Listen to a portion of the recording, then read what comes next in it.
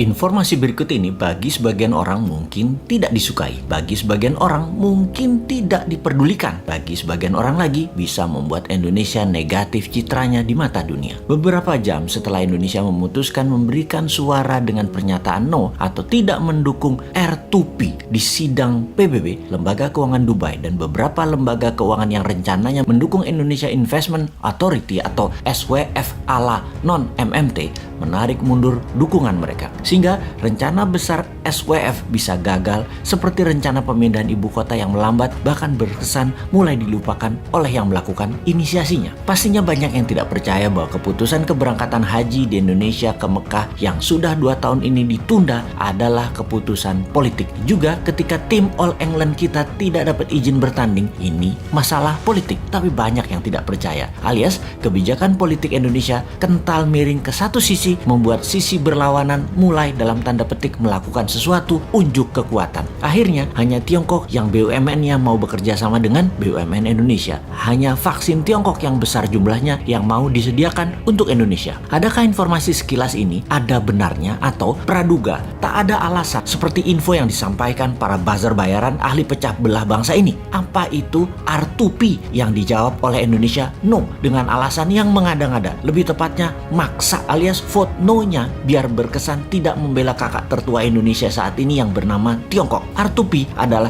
resolusi responsibility to protect, yaitu Indonesia menolak untuk bertanggung jawab melindungi dan mencegah genosida, kejahatan perang, pembantaian etnis, dan kejahatan terhadap kemanusiaan. Kalau disederhanakan, Indonesia itu mendukung genocide, mendukung kejahatan perang, mendukung kejahatan etnis, dan mendukung kejahatan terhadap kemanusiaan. Namun, pinternya dibungkus dengan pernyataan resolusi itu salah prosedur, yang ketika ditanya prosedur mana atau apa prosedur yang benar versi pemerintah Indonesia, nggak bisa jawab juga. Sudahlah, Anda pejabat itu membela kejahatan perang karena harus satu kata sama dengan Tiongkok. Sudahlah, ngaku aja. Singkat cerita, R2P resolusinya dimenangkan yang vote yes atau yang mendukung, atau mereka anti kejahatan perang, anti kejahatan kemanusiaan, di mana Indonesia dengan memvote no, artinya Indonesia anti HAM. Indonesia bergabung dengan 15 negara yang vote no, seperti Tiongkok, Rusia, Kuba, Suriah, Korea Utara. Keputusan no ini melawan 115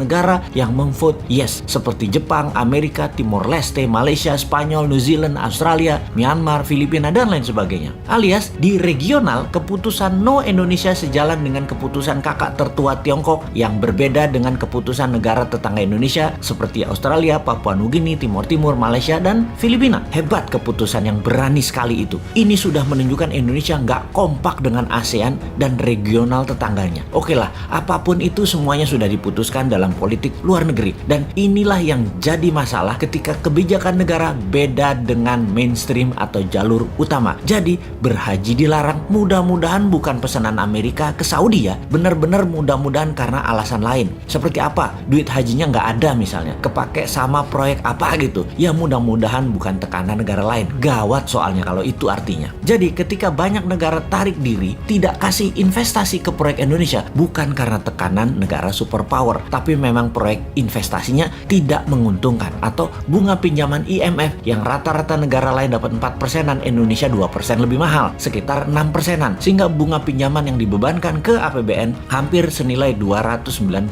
triliun ini karena tingginya bunga pinjaman. Sekali lagi, bunga lebih tinggi bukan pesanan negara superpower, mudah-mudahan ya, karena Indonesia nggak menarik. Efek Indonesia menolak atau vote no Indonesia dalam UN Watch dimasukkan sebagai daftar negara memalukan atau list of shame country. Juga Amnesty International menyayangkan keputusan Indonesia ini, bahkan banyak yang menyarankan mending abstain sekalian ketimbang menolak no. Ya sudahlah, semoga semua selamat dan semoga tetap banyak yang tidak peduli dengan hal-hal seperti begini. Teruslah menjual diri untuk 2024 walau tanpa konsep bernegara. Silahkan membangun model populer dan terlihat suci. Toh rakyat sama seperti bosman ini, bodoh semua. Jadi wahai rakyat, tetaplah rebahan, tetaplah tidak peduli, tetaplah tidak bermanfaat, dan tetaplah menjadi beban APBN.